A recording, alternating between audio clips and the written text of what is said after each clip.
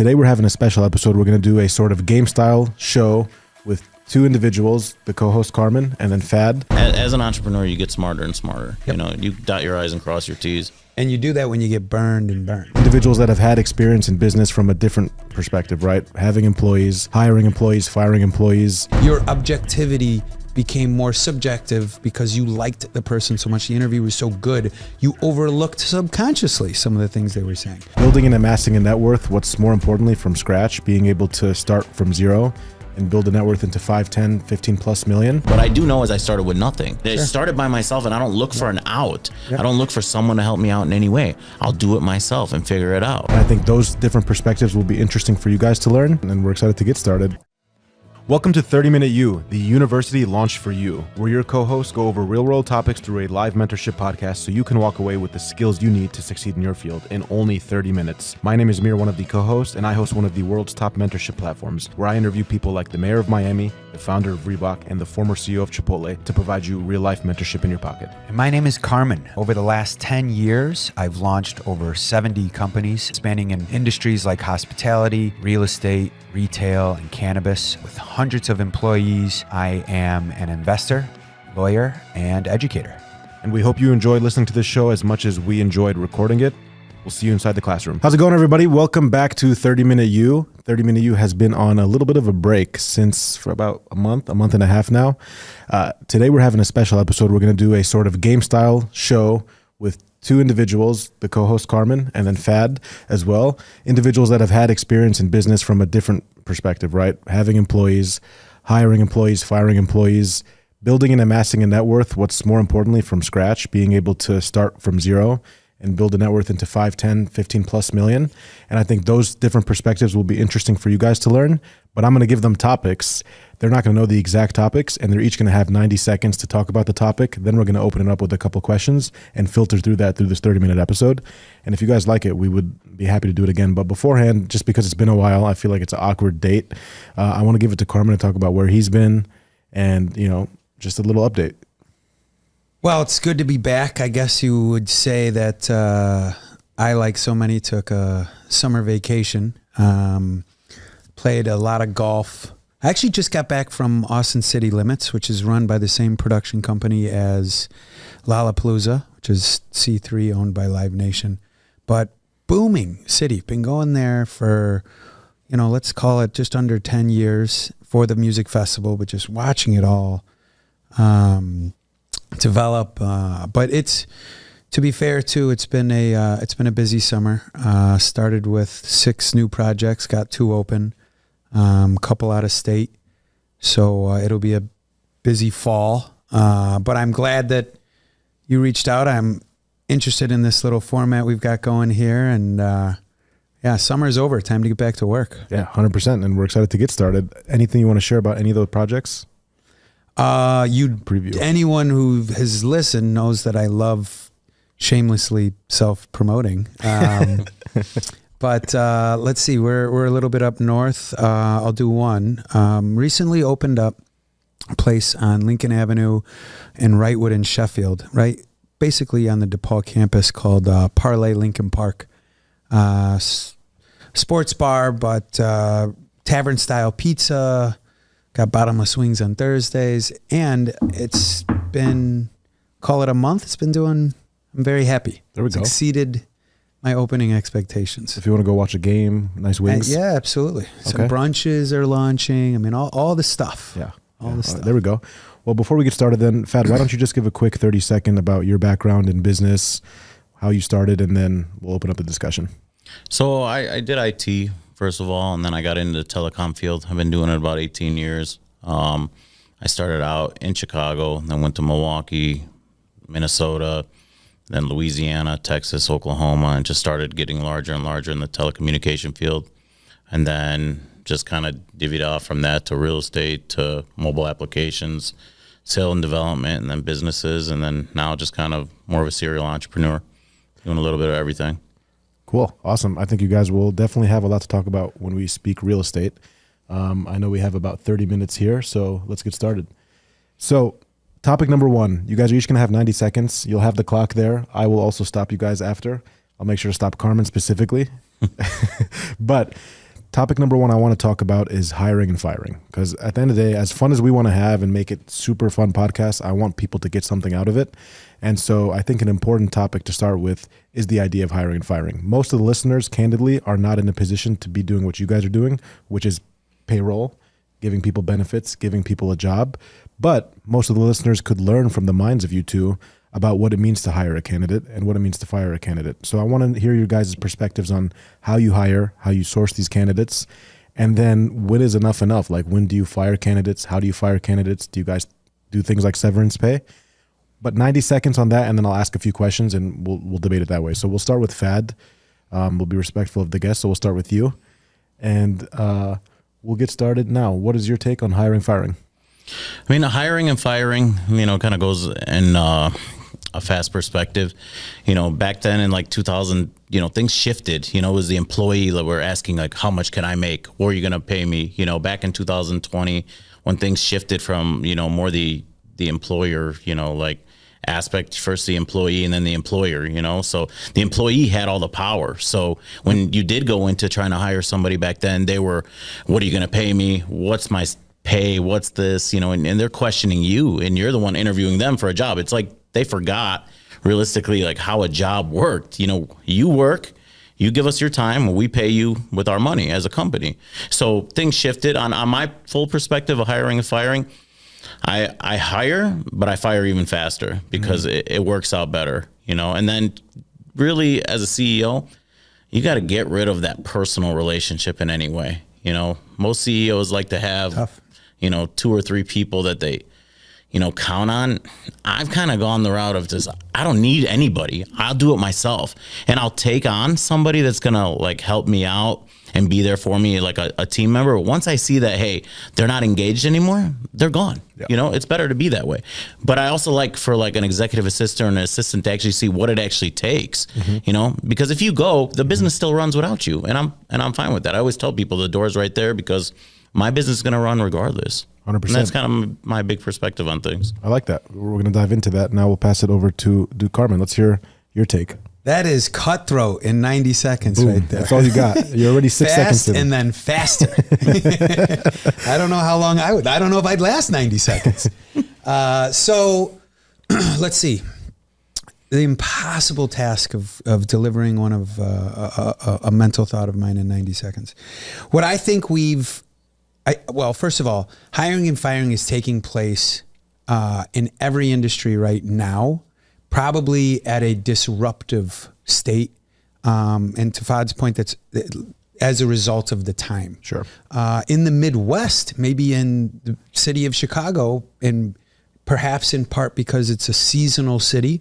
But at least anecdotally, we see it, going back to Mark Zuckerberg's year of efficiency, which if you listened, I make mention of it more than a few times.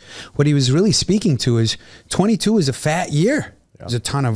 There was a ton of the economy was booming back. There was a ton of stimulus. There was a ton of cash in consumers' pockets. And then 23, you saw a pretty stark drop. And there was correlative patterns with the stock market, significant drop-offs in tech. And as a result, did companies adapt fast enough, right? And if you didn't, you're left with upside down P&Ls. You're left with shortfalls. You're left with depletion of resources and reserves. And therefore, where do you go? You go to firing. So when it comes to hiring, and for any of the listeners, he'd mentioned a great point really quickly. You've got to be a team member. But what does that mean? Like, I think anybody out there would say, I want to be a team member. I want somebody actually to come on the podcast and say, no, I'm going to take the other side of that. I don't want to be a team member, because that's a tough position. So let's assume that everybody wants to be a team member. Fantastic. What does it mean to be a team member? It means to be a role player, like in basketball. Right. It means to be next guy up, like in other sports. And if your job scope is only within a certain bubble or pocket, but you feel like you can assist in other ways, you feel like you could stay extra hours, I think if you do that, my gentleman to the right might keep you an extra day or two and not fire you so quickly. But I think we're aligned there. It's good. That sets the foundation for us to have a educated debate and talk about it. So thank you for sticking within your time. But it won't happen again. I want to talk about when you think of like, because you guys have looked at different resumes, and I'm sure you've both gotten to a point where chances are most people aren't screening through you guys in the first hiring process anyway, right? You have people that are looking at resumes first, but what entices you or interests you guys when you look at a resume? Is it experience? Is it how you met the person? Is it Carmen met this person through a friend of a friend and they say good things about them? Like what like stands out to you when you're actually interviewing or a resume? If I'm interviewing, and I'll take place in some of my interviews, sit in or watch the cameras and watch how interviews being conducted, I like to see how they present themselves. And really one of the big aspects is, are they touching their phone? You know, are they like looking at their phone? Are they crazy on social media, like where they can't just not be on the phone? You know, some people just cannot put that phone down. And that's a big aspect. They can know Excel, they can know Office, they can know everything, every aspect of the job. But if they're addicted to their own cell phone, the workload is not going to get done, especially in my industry. You know, we're doing constant billing. We track trucks, you know, we have to know what's going on with, you know, the people that are in the field. And, you know, if they're continuously, you know, updating themselves on social media and seeing what's going on there, nothing gets done. And that's where the firing fast happens. It really does. Because you know, I don't know if you've seen, they actually did an AI report of where John has, you know, 10 cups of coffee, Angela does 20 cups of coffee, and they're actually recording how many cups of coffee are being done. And then they showed one person doing 3 cups of coffee, and what she was doing, she was on her phone, just enjoying herself, you know, sitting in the back, enjoying herself. And it's going to get like that, you know, it's going to be more data driven. So it's interesting that you mentioned that too, because phones have become a staple of my Gen Z, our generation, our life. It's become it's become like it's part of us. We're attached to it. So that's a good point. We had a whole episode talking about that. That's Carmen's pet peeve too. So what about you? What's your thoughts? Well, what a excellent way to make a sub point by ending how AI is going to track data analysis for productivity. Yes, because AI is going to disrupt the future for a lot of industries and a lot of personal habits. And I think that is yet another instance that from a corporate ledger perspective might be viewed as incredibly efficient, an efficient asset, an add-on. But from quality of life employee, knowing that every single movement and decision is becoming a data point on a chart. Scary is one word and query as to the next synonym. With regards to what's on the resume, I can't really say the more young the entry point is, the less I care, right? I'll tell you, if you got a 4.3 in college because you did whatever the A+ classes are, I'm not that interested. And I'd say the opposite is true. If you've got a 2.1 or a 1.9 rather, and get below into the D+ range, it's also a little bit of a red flag. But I like the media. You know, it shows, just like I like diversity and personality, and showing that you might have a little bit more of a social life and balanced life, and you don't take life overly too serious. But one of the things that I want to hear in an interview is anecdotes, okay? Because very rarely can, you know, I'll give you the two examples.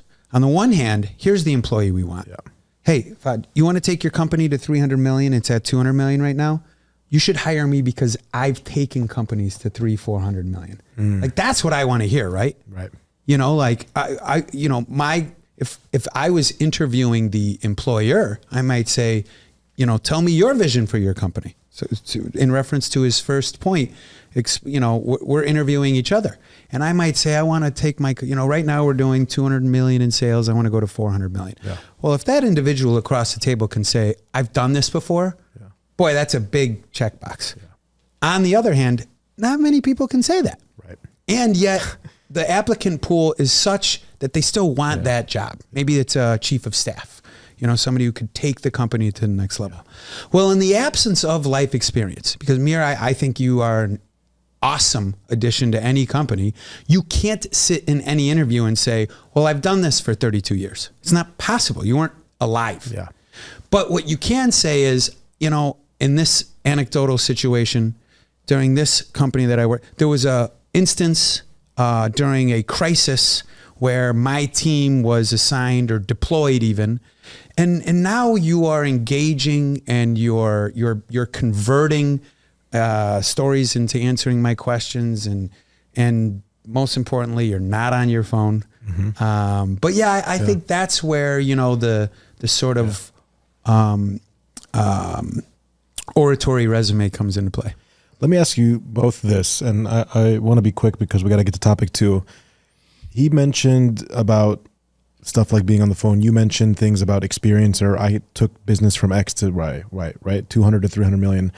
How do you guys know, because this happens too, like how do you tell that if someone's lying in an interview? Because I'm sure people lie too. I'm sure you guys have dealt with people that have lied and said something, and then you actually ended up hiring them and you learned, wait, you didn't know how to use Excel. You didn't know how to do this. Like, how do you verify? Do you guys just trust and then verify, or do you not trust? Like, I'm interested to hear both of you guys' perspectives on that.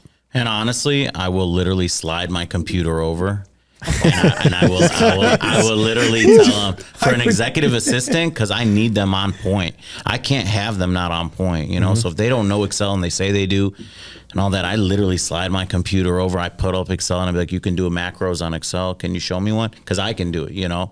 Have you had someone be like, oh. Yeah, I have them shaking. They're literally scared in the interviews. I have. It is pretty, I'm shaking pretty bad. just listening to this. But on basis of, like, you know, do they have a degree? They don't have a degree. I mean, I just recently had a woman that had a master's degree, right?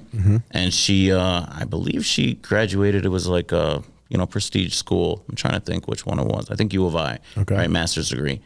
And she performed worse than a woman that I had that didn't have a degree, you know? So the degree part really doesn't, it doesn't entice me anymore. I want to see, can they do the work? Are they like happy to come and work? Because some people, when they get the degree and they, you know, they feel like, okay, I'm entitled to this job now, you know? And then I'll get somebody that doesn't have a degree and they come in and they just outwork them. Yeah. They're just continuously learning, and, you know, through, like, usually most companies will have professional development plans for your people, and they build themselves up, and sometimes you get a winner out of, you know, somebody that doesn't have a degree. I love that. Right before I pass to you, isn't it crazy how many of our episodes are coming full circle? You just talked about, like, Jordan Poole in the episode we had about basketball players that want the max contract on a rookie deal. We just talked about that, but let's hear your take, Carmen. We got about a minute. Well, it's a human element, right? I mean, the reality is we're so genetically similar that the commonality of our personality traits and habits are not only shared, but also kind of sought. You know, we could see it. Yeah. And I'd like to check the veracity of that previous employee, because if somebody went to the University of Illinois, they had to be a top tier. he teaches there. A top tier person. U of I? But, Okay. No, but in any event, you know, there are. If you are the result of an employee who has pulled one over your head, you know, if the sort of disclaimer is that's on you, and which is incredibly difficult. Sure. Not only are there just great cons, or maybe it's not a con, maybe it's just a great first impression that got you overly excited. Your objectivity became more subjective because you liked the person so much. The interview was so good, you overlooked subconsciously some of the things they were saying. But the reality is that that ferrets out pretty quickly. Yeah. But I will say, a strong team member can overwhelm a lack of skill. Sure. In a lot of situations, not in every situation. Like being a surgeon. Yeah. I don't want a really positive energy surgeon rather than a skilled surgeon. But in a lot of situations, you know, you can fall back on your ability to dig in. And you don't feel bad when you fire people? I don't, because, you know, in the telecommunications industry, there's so many jobs. Like, they can find a job. Once you learn that skill set, it's like a carpenter. Yeah. You can find that job anywhere. Someone's going to hire you to do it. Right now, the labor force is like, nobody wants to do the work. In the next 5-10 years, the plumbers, electricians, you know, guys doing cable, like drilling, underground drilling, fiber, like we do, they're going to cost more than maybe a lawyer and a doctor, because nobody wants to do this work anymore. I like that perspective. Well, that's a topic we could continue to dive down, but we have to get to topic number 2 because we got 3 for this episode. Number 2 is lawsuits. So when we talk about business, it's such a cool thing, right? People listening love business. They might see both of you and envy you in some capacity. The thing that I don't envy, and I was literally with Fad yesterday, I was getting a haircut with him at his office, and for an hour on the phone, he's talking about workers' comp. I'm like, what the heck why are you talking about workers' comp and lawsuits and things that are coming in? And you had like 2 servings yesterday. Yeah. So I want to talk about the ugly side of business, which I don't know if it's ugly or if it's a positive thing, but a lot of people don't know anything about this, that as a business owner, you get sued. It happens. Yeah. Carmen's also a lawyer, so he understands that perspective too. I'm really curious to hear you guys. Let's get 90 seconds each just about lawsuits. We could take it either way we want to go, but we'll start with Fad. I would say first, look at the billboards they got going on right now. Look at the ads. You know, there's so many injury lawyers. There's so many things. There's so much money in this game now. So people, no matter what, especially in the construction field, their thing is to pretend like they're hurt and then file workman, you know, they got hurt on the job. And then all of a sudden you're going through a lawsuit. And it starts small and then it gets larger. I have a buddy of mine that owns a large roofing company. Guy fell off the roof, was okay, and then 2 weeks later he can't move his arm, he says. You know, and he's facing it goes from, you know, 200,000 to the offers get to $1 million and larger, and then they start just, that's how it is. And being an owner of a business is a target on your back. Once you get large enough, you're going to get sued. You can't prevent it. You can't avoid it? You can't avoid it at a certain point. It's going to come. So, I mean, that's my big perspective on it. I'm trying to stay within the 90 seconds. So Well, I don't know how you're going to do this in 90, but obviously I have a strong adoration for the American judicial system. I would agree that we live in an overly litigious society, and that's because it's now big dollars and big opportunity, and humans can be opportunists, both positively and negatively. I get sued a lot. And my frustration with it is because there is no intentional, wanton, negligent, acts or behavior.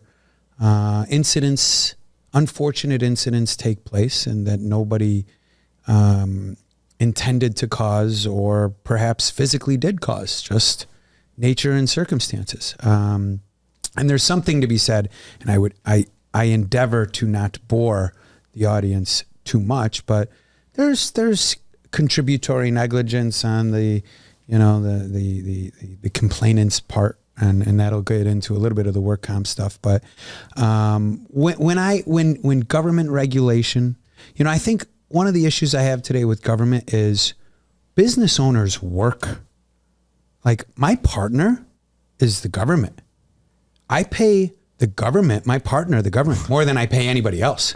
More than my partners, more than myself. I pay millions and millions and millions every year to the government. And I seek to go within that local government, sure, and pay permits and do the process correctly and hire from the local community. And then when the government regulatory bodies turn on you and pick on you, because a lot of bureaucrats just think lawsuits, being regulated, and as a result, insurance, like, for example, work comp insurance, is now an absolute part of your pro forma, is now something that you need to start with in your business model, is now something you need to look at in your investments, because ignoring it could ruin everything. Not just the specific company, but ruin you, ruin your employees, ruin the other related contracts. So for me, I don't even it doesn't really faze me. It's such a normal part. Like, we are overly insured. We pay so many lawyers to keep us on track with the evolving and changing regulatory schemes. I mean, I know this just got really boring, but that's something, if you're an entrepreneur, you have to underline, you have to understand. If your business model is $400,000 or $800,000 or $2 million and you don't have insurance, legal, and all the line items, you're missing a monster chunk of your capital raise. Yeah. It's interesting because the question I'm going to ask both of you is, are they avoidable? Like, are lawsuits avoidable? And I like that he's brought up the pro forma, because a lot of businesses don't take that into account. Like a bad lawsuit can wipe out your entire business.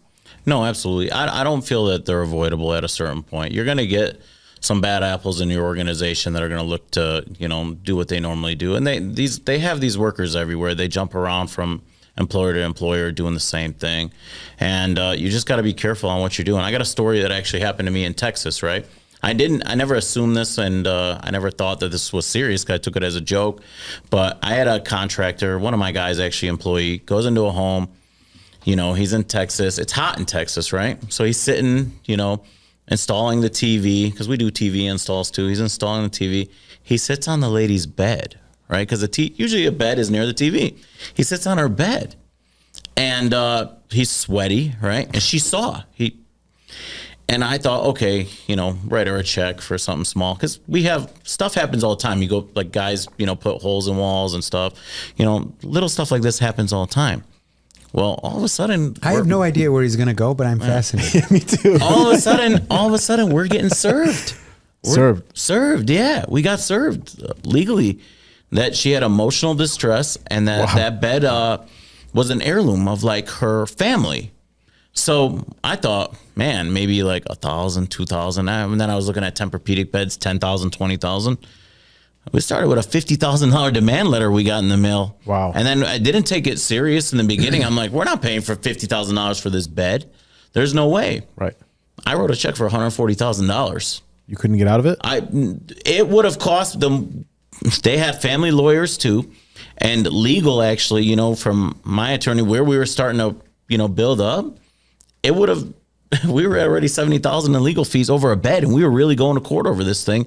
And my attorney said, you should just write the check. And that's a lot of times people don't understand as being CEO of a company. Sometimes it's good to just write the check and get the hell out of it, take the sour taste in your mouth, and move on. Because it stinks, but you're going to have to eat it sometime. And that's the only way you learn now. Now we have different protocols in place where you don't do stupid stuff like that. But at the end of the day, that's going to happen, you know, especially in, like, different fields. You know, I know you're more like in the restaurant industry too, right? Things happen all the time with that, right? Yeah. Like, they've regulated different aspects of that. So you have to, like, put new policies and procedures in place fast. The reason I love the audience listening to this is because you have the luxury of being able to pay that lawsuit off. You have the cash, you have the money. It took a certain point of time, yeah. Yeah, but yeah, it hurts though. Yeah. It's still like, man, I could have bought a new Ferrari or something. Instead I'm writing, you know, a big check for a bed that I didn't assume had any value, but you don't know what's value to people, right? Yeah, I started a law firm. I've added in-house counsel, which on an annual basis where nothing happens, you're looking at that line item and saying, "Oh, that is significant for nothing." But it's stories like that where I fight. You know, if something took place, there's insurance, there's process, there's policy, like there's whole regulatory schemes. It's beyond us. You can't even get that worked up about it. But in situations where they're really trying to get into your pocket, we in-house, and I've got some. We recruit out of the Army for attorneys that either started or went into the Army as attorneys, and yes, it is. Yeah, and for you, Carmen, how common? I know you mentioned it's very common, but how commonly do you get sued? Like, is it like a monthly thing? Well, you know, I'm sure now that I'm about to knock on this table, I'll get served on my way out of this building. But as a matter of fact, and I can't. That's like my running joke that nobody gets. I'll be sitting in a restaurant, or I'll be walking down the street, and somebody say, "Hey, are you Carmen Rossi?" I'm like, "Are you a process server?" Because, like, you know. But no, I haven't really been that much lately. It is dealing with a lot of regulatory schemes with process, but there was a time where I think it's just fate and bad luck where you'll just get strung with a bunch of lawsuits. And I guess my last question for both of you is, when do you know the difference between, like, you know what, let me just pay this and settle it, versus like, no, I'm fighting this? Because you both have so many things to do. You have overhead, you have staff, and you have the regular headaches of a business. So I'm just curious, like, when do you actually go fight the case, and then you have to go represent? Like, when do you know the difference? Yeah, well, like he said, he's got in-house counsel, right? We don't have in-house counsel. We outsource it, you know. So most people do. Yeah, grand majority. Yeah, and like our lawyers want to just give you like $500 an hour, right? Yeah. So what you have to start as CEO, you start looking at these numbers, you know, and you start first quarter appearance, second quarter appearance. And, you know, some of these firms are going to keep your people busy too. And these are billable hours, right? So you rack up $40,000 or $50,000 a month. And let's say you're on month 3 and you're at 180, 200 something thousand, and nothing's really done, you know? Oh, like, they'll tell you, yeah. okay, we're moving on to the next stage of litigation. Yeah. You'll say, okay, well, budget for me. Like, what's this going to cost me? And they'll say, all right, we got depositions, we got interrogatory, we got, you know, 60,000. And if you're looking at a demand letter of 48, yeah, you're like, well, okay, let's just pay this. Yeah. Even though it's bananas. Yeah. Barney. So even winning a lawsuit, you could be losing. Well, most times that you win, you lose. Yeah. With us now, with a lot of our people now, we're going through arbitration. We have them sign arbitration contracts, and that works a lot better, you know. But yeah, you become a smarter. Yeah, as an entrepreneur, you get smarter and smarter. Yep. You know, you dot your I's and cross your T's. And you do that when you get burned and burned. Yeah. Yeah. And a lot of times now for workman's comp, you got a waiver of subrogation, and now they have underlining words that you have different people sign, you know? So you're putting in 120, 130, and when you finally do, we don't make money right away. When you finally do start making money, it feels great. Yeah, you want to get nice things and do stuff, and then boom, like you said, lawsuit. And you're like, oh, you know, I finally made my money, and right now it's there. Well, hell, I mean, I could just be not good at business. That we have to accept that as a reality. But I have plenty of businesses that don't make any money, that serve only to employ people and to share in salaries and to, you know, just keep wheels moving. And you could say it's personal or other, like personal related, or, you know, whatever the reason is, or because that enterprise also, you know, helps. And like, there's something to be said there, but I have, I mean, a number of places that I never make $1. Wow. I'm not on a salary at one business, and it is wholly risk. But also, and that's not me complaining, you know, like there's, you know, we were just talking about the value add and the of assets. Like if I coupled everything, think of how much more buying power I would have. Oh yeah. But just to sacrifice in bettering bottom line to negate the potential for opportunistic litigant. That is, I wouldn't have, that would have blown my mind, you know, when I started out. That sentence wouldn't have made sense. 100%. I don't think entrepreneurs over time become jaded. I just think they become calloused. Mm-hmm. They've been burned so many times that, you know, their skin can withhold the flame. Yeah. I can also imagine some of the meetings and thoughts and strategies that we have to have, and just the sheer number of not lawyers, but just HR and directors and everything. I would not have been able to I didn't have the mental fortitude at the beginning of my entrepreneurial journey to withstand that meeting. Yeah. You know, the white flag would have been coming out a little earlier. And now it's kind of just, I expect it. Yeah. Every day people put on their suits and ties and or their jean jackets, and I put on my fireman suit, and I strap on the hose, and I just go out there and put out fires. Which is not what you ever thought it would be, right? Yeah. That was not what you dreamed of, or what, you know, you wanted it. But even the team that helps produce this, as they grow and expand and serve other podcasts and have to buy more equipment and expand their space and increase more rent, and all these lights are super expensive to produce that effect, and now there's insurance. That wasn't their dream. No. They just wanted to help people do their dream of a podcast.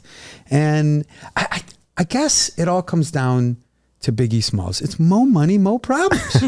I mean, if that has ever been, you know, I find me something equipped that overrules that. Yeah. That's probably one of the most insightful things I've heard just in general, full circle, about understanding the dichotomy of entrepreneurship, but the good, the bad, and the ugly that comes with it. And it's not as fun as it seems. And there's so much that comes with it. And it's a push and pull, right? You're always pushing and pull. Well, it just evolves. Yeah. It's a perfect transition to our last hot take. This one probably won't be that long. It's a weird transition because of just the conversation we talked about. This last topic will be weird, but last topic I want to talk about is Lamborghinis. I think, Okay. And I know we're talking about, being empowered and missions, and there's the other side too. There's nothing wrong with it, by the way. When you make money and you work hard, there's nothing wrong with pleasures. I feel like I'm defending you guys before even talking about it. This is like a therapy group. well, then why am I on the defensive team? But we all drove here, and obviously both of you guys have Uruses. And for people that don't know, we'll put the visual with our editing team, but it's a Lamborghini Urus. It's a $200,000 plus car. I could be wrong, but I'm super curious, both of your perspectives, like 60 seconds.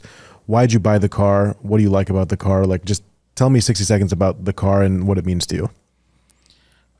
Brad, why don't you go? Why Why don't you go into all your cars or whatever? I bought the So I don't car, have to look as bad. I bought the car, and it just felt right at the time, That's How much was it? Mine was like $245, That's a good deal. and it wasn't bad. Yeah. Yeah. And I put a sound system in it for over 40,000. And I put lights. What was the point of that, though? I don't understand. I just felt like I wanted it, at a certain point, Okay. and that's like, it makes me feel good driving to work in it, and it makes me work harder. Okay. And that's the big aspect of why I have it, and why I have more than one Lamborghini. I have 3, and I enjoy driving them. It's just something that, releases stress and gets me back working. Some people need vacation. Some people need, they go to booze or they go to drugs. I don't do any of that stuff. I enjoy driving cars, and, it's an expensive habit, but that's why I work hard. But the Urus in itself, it's also not, it's not does it mean something to you? Yeah, it's not decreasing in value too. Yeah. A lot of people see these cars and they think, oh, he's got this car, it's going to go down in value. It hasn't gone down at all. You could sell it for $240? I could sell it for more, I think, right now, to be honest. Yeah. Wow. And I've added some, masonry kit with mine, so it's probably 400,000 or 500,000 easily. 40,000 on speakers, though. Yeah, yeah. Carmen, let me hear what you got. From 30-minute you to 30-minute you jaded to 30-minute villain. all in one episode. One episode. We Perfect. started the new season with the season finale. You got to make it fun, yeah. So, where do you vacation? Do you like to vacation? I really don't vacation. I've learned how to vacation. I didn't like it either. I had so much stress being away from work early on. Like, I just wanted to get home. No matter whether it was just a drive away up north or, on a plane. I recalled feeling guilty because my friends and peers didn't want to leave. And all I could think about was getting back. And sometimes I'd even book to get back. Mm-hmm. But then you do, now my guilt is a little bit,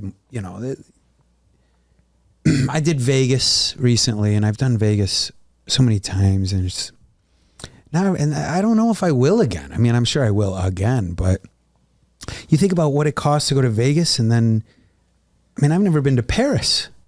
I've never seen so much of the world. And you could go to Paris, you could go to Vegas for 2 or 3 days.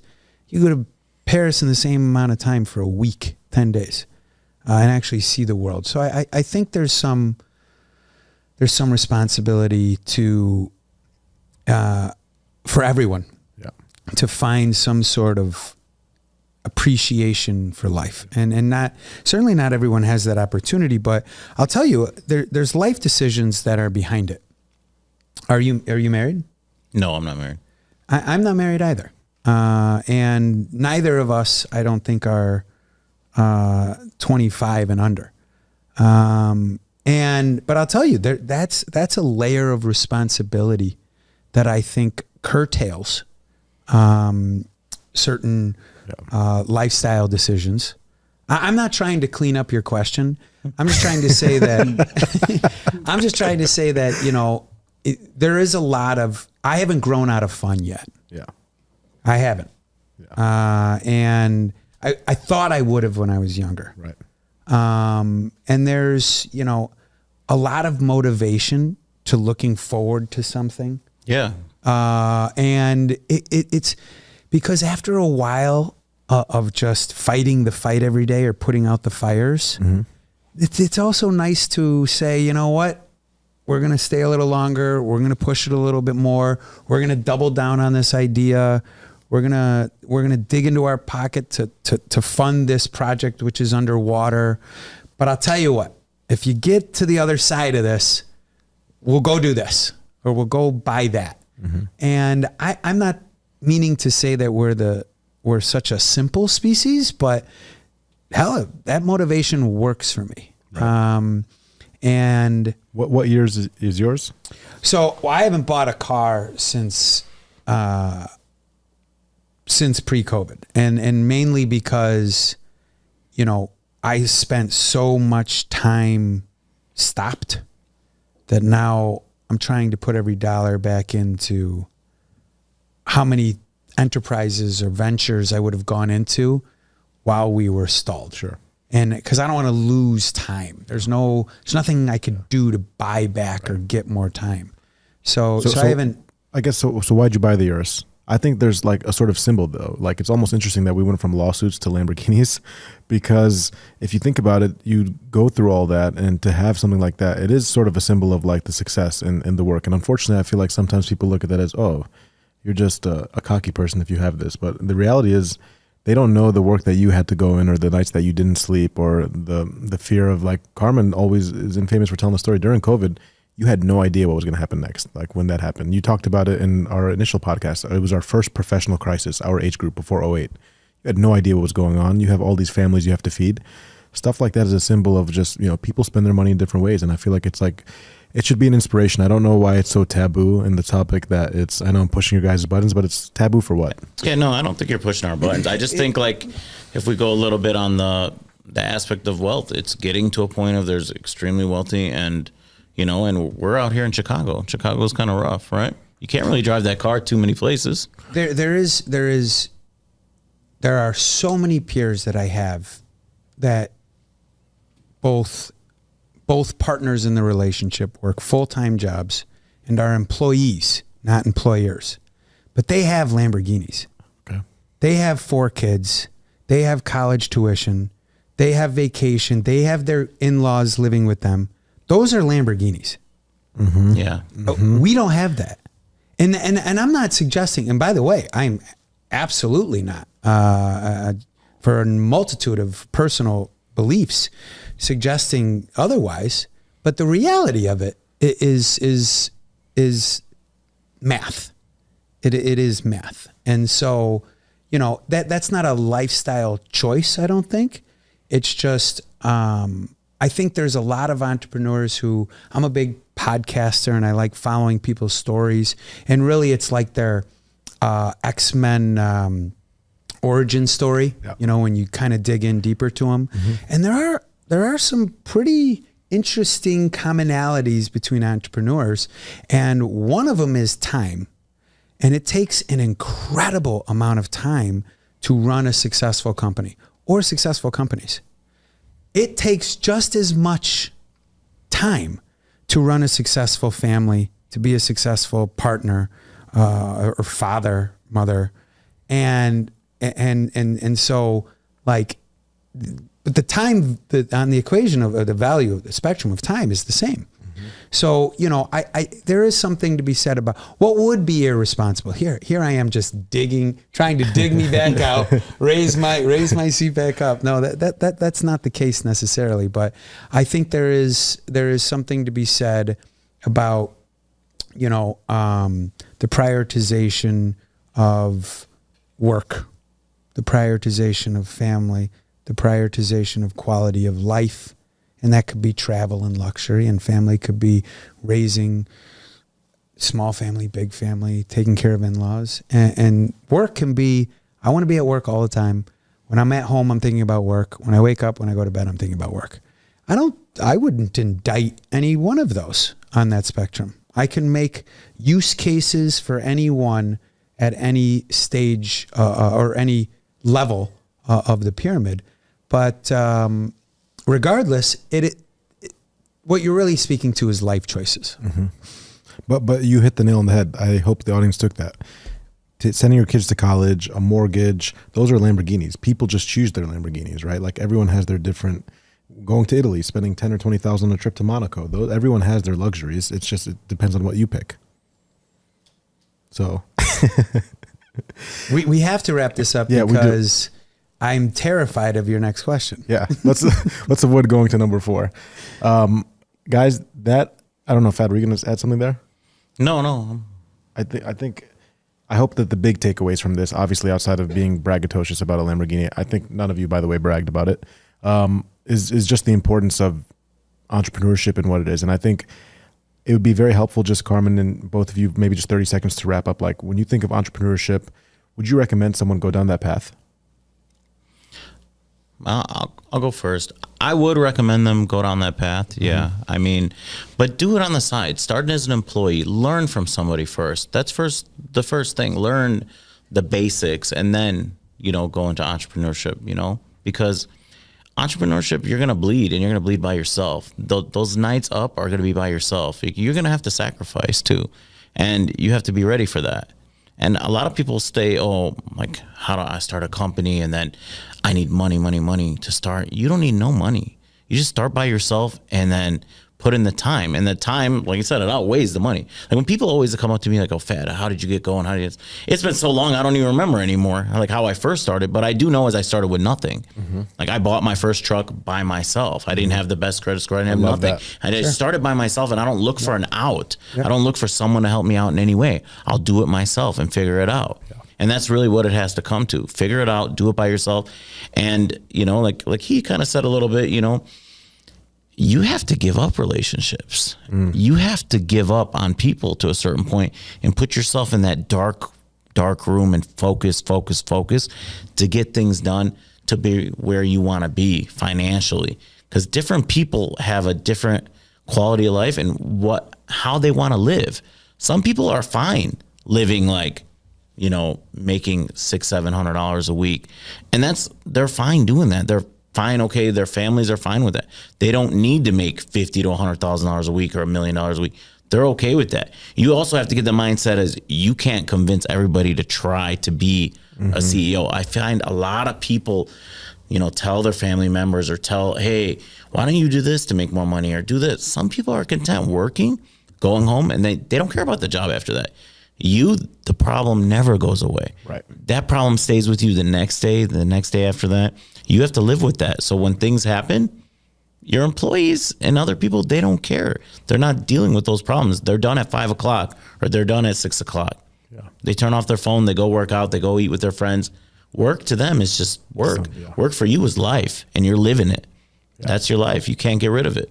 Yeah, I love that. Well, Carmen, why don't you, since you're answering it last, just close us out while you're doing it as well, too. The concept of betterment to community, I believe in that.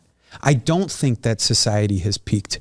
I don't think that America's best days are behind us, which you hear from academics and certainly abroad. I like participating. I like the responsibilities of accountability. Mm-hmm. And I'm accountable for people. And it's very stressful, but I'll tell you what, I like stress. There's some adrenaline of having your back against the wall and at certain stages of your career, sometimes you are exactly what he said. You're in a dark room by yourself. You look to your left and your right, and there's no one there. Sometimes you're digging trenches. It's trench warfare, World War I, and you're trying to put people in those trenches with you, and you're trying to build teams because there's some comfort to knowing that you're not in this alone. And that's what you're trying to build toward. So I think there's a number of different ways to live. And none of us are an expert. But we can share, and I would say after this interview, you're seeing two very different philosophies and styles. Yep. But there's definitely some similarities. Mm-hmm. One of them is intensity. One of them is passion. One of them is, I know the dark days are coming and I'm not running. It's called courage. And that's a big part of this. So I managed to answer one thing in 90 seconds and then blew it in every other segment. So I did my goal, but I'll kick it to you. And I think what a perfect way to restart the series. I know it was interesting because we talked about so many different things and somehow ended up at Lamborghinis. But this was powerful. This was fun. And I enjoyed having both of you on and having Carmen as our co-host and being able to just give people the reality. I think it's so hard. There's so many podcasts, right? But it's so hard to find a podcast that can give you real world advice from two people that have done it. So many people, it's interesting, want to get on podcasts and haven't done something and want to talk about it. So it's the best when you have people that have done it before. So welcome back, guys, to 30 Minute You. We'd love to do more segments like this. Please like, comment, share, subscribe, and share it with a friend or two. That incentivizes us to want to continue the series. You buy the clothes, you promote the podcast. The more views we get, the more we give back and educate you guys. So thanks for coming back, guys. That is 30 Minute You. What edition was this? Jaded? Depressed? What was it? Confessions? you touched them all. Thanks, guys.